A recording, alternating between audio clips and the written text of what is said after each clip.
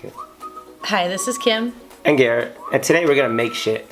We're gonna make a sign. We're gonna make a rustic wooden sign. Yeah, we'll make a sign. Alright, we have some red and black paint, some sponges, some sandpaper. Kim cut out the stencil. Got this little foam thing. Some whitewash. Chalk paint. And some stain. Chalk paint. Some more chalk paint. Alright, so first I took the dark chalk paint and I just painted the board. I just covered the board. I gave it a nice thick coat to make sure it stuck when we did our sanding. Chalk paint's great for distressing.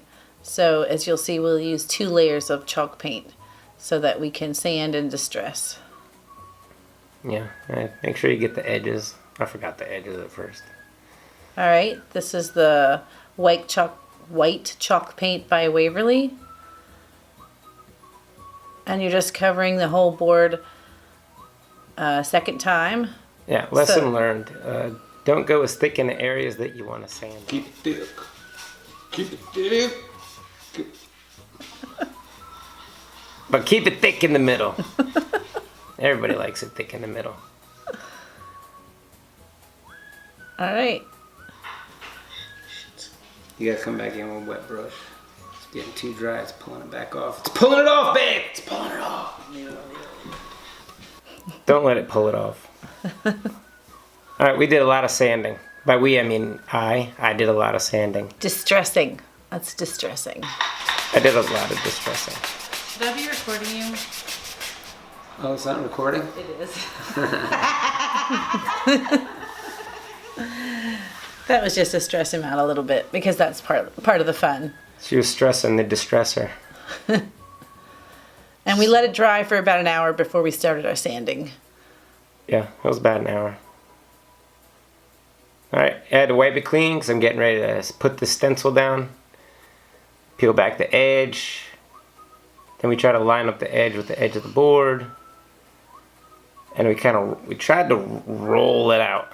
Right, looks simple, right? We're just gonna roll off that paper. That was the idea. And then we got the letters. And the letters became a bitch real quick. They were definitely a challenge. We realized we probably should have used transfer tape. But I thought it was a simple pull off the backing. No, it wasn't. You can see we had to play with this thing for quite a while to get it laid down without any ripples or bubbles. Then I just went through and I made sure all the edges were nice and stuck down so that we didn't get any paint leakage and all the letters looked nice and tight when we were done. That is the key with a stencil. Yeah. To make sure around every portion where there will be paint, there are no bubbles.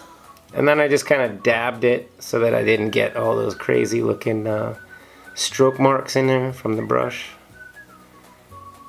And I have to make sure I didn't get into the heart.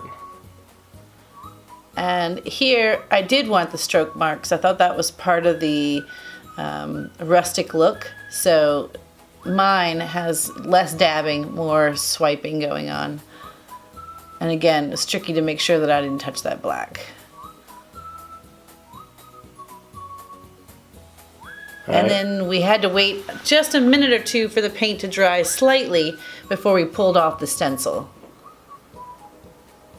We should have let the red dry just a little bit longer because it was still wet, but the stencil, again, was a bitch to pull off. It was a lot stickier than I thought it was going to be, and maybe I didn't need to press it down against the board as hard as I did.